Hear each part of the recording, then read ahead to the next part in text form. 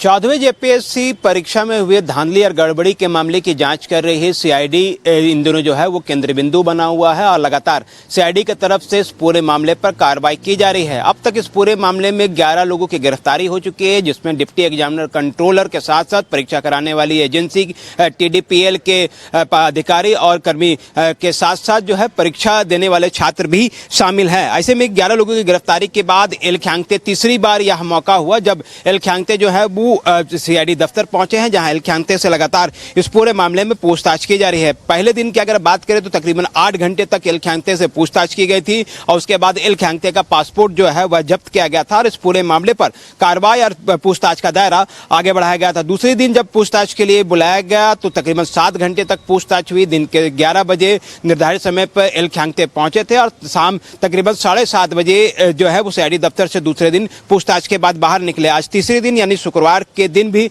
सम्मन के जरिए जो है सीआईडी ने एल ख्यांगते को तलब किया और तीसरी बार सीआईडी दफ्तर जो है एल ख्यांगते पहुंचे हैं। ऐसे में इस पूरी पूछताछ के बाद एल ख्यांगते की मुश्किलें जो हैं आज बढ़ सकती हैं, क्योंकि ना सिर्फ पासपोर्ट जब्त किए गए थे, पासपोर्ट जब्त करने के बाद विदेश यात्रा से जुड़ी जानकारियां जो हैं वो सीआईडी खंगाल रही थी और कई मामले में पूछताछ किया जा रहा था। हालांकि एल ख्यांगते और TDPL जो कि परीक्षा कराने वाले एजेंसी थे, उनके साथ साठगांठ या संरक्षण किस तरह से प्राप्त हुआ, तो इन तमाम बिंदुओं की जांच सीआईडी की तरफ से की जा रही थी। विदेश यात्रा से जुड़े बारीकियों की जानकारी भी पासपोर्ट ऑफिस से मांगी गई थी। विदेश मंत्रालय से मांगा गया था कि किन किन देशों में जो है एल ख्यांगते ने सफर किया है, जो यात्रा की है, उन तमाम चीजों की जानकारियां मांगी गई थी। उसके बाद तमाम सवालों के जवाब जो हैं लगातार एल ख्यांगते से पूछे जा रहे हैं, क्योंकि परीक्षा के बाद लगातार इस पूरे मामले में जेपीएससी के छात्र के साथ साथ राजनीतिक पार्टियां भी जो है इन दिनों हमलावर है। ऐसे में सीआईडी लगातार इस पूरे मामले पर कार्रवाई भी कर रही है, लेकिन सीआईडी का जो डोरंडा स्थित राजा रानी कोठी के अगर मुख्यालय की बात करें तो सुरक्षा के भी कड़े इंतजाम किए गए हैं। बड़ी संख्या में सुरक्षा में जवानों के साथ साथ सीआईडी के अधिकारियों को जो है वो तैनात किया गया है। जो पूछताछ का दायरा है वो आयोग के साथ साथ जो अनुसंधानकर्ता और अन्य वरीय पुलिस पदाधिकारी हैं सीआईडी के, वो लगातार एल ख्यांगते से पूछताछ कर रहे हैं। कई ऐसे आरोपी हैं जिनको पहले 5 दिन रिमांड में लिया गया था, उसके बाद रिमांड की अवधि बढ़ाते हुए 2 दिन और पूछताछ किया जा रहा है। ऐसे में अब भी कई लोगों से इस पूरे मामले पर पूछताछ की जा रही है। मल्टीपल लोकेशंस पर सीआईडी की तरफ से जो है वो छापेमारी भी की जा रही है।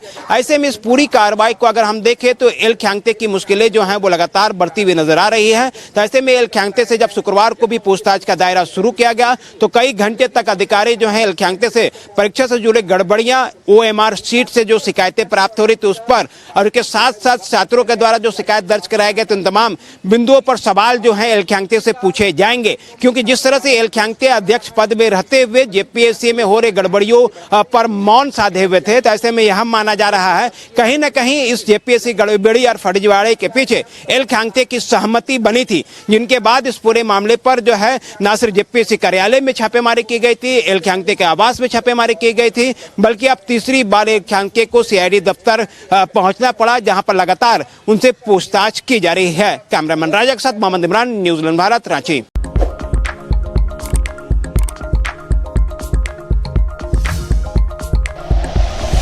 Like and share videos, subscribe करें हमारा चैनल और प्रेस करें बेल आइकॉन। न्यूज़ 11 भारत, सच है तो दिखे।